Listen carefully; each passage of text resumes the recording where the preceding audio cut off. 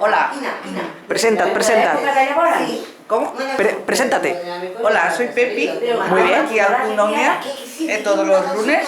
Y bueno, y quería explicar lo de las fotos estas antiguas. Vamos a ver estas fantásticas fotografías. ¿De qué año será esta fantástica foto? Esta es del año 1960, sí, sobre el 60.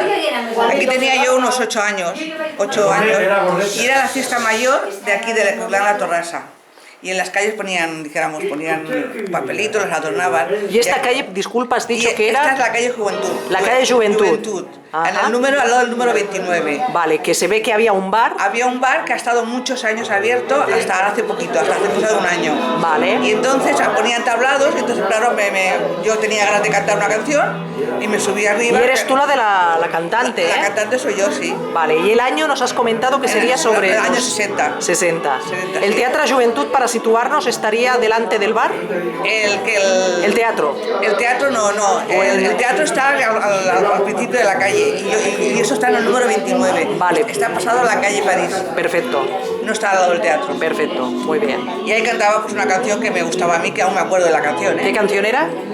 Soy la niña, la del lunar. Soy la niña, la del lunar. ¿Quién cantaba esta canción? La cantaba yo. Ya la... ¡Ah!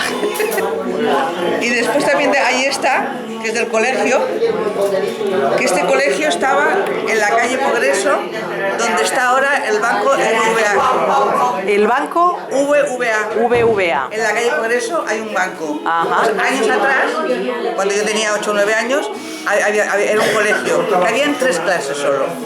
Dijéramos, los pequeños, los medianos y los más grandes. ¿Esta escuela no sería la Academia Pompeya? No. La Pompeya era más abajo, donde está el BBVA, el banco este. ¿Cómo se llamaba? ¿Recordáis el nombre? El nombre del colegio no me acuerdo. Lo buscaremos. Había un colegio ahí. Ajá. Y ahí fui hasta los, dijéramos, desde mi madre me puso a los 4 años hasta los 8. Muy bien. Y a los 8 ya me cambiaron. Una foto coloreada, ¿eh? Y esto es lo mismo, el mismo colegio, pero ya era más mayor.